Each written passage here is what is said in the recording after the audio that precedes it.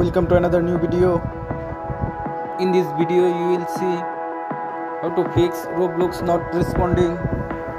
Please follow complete the process.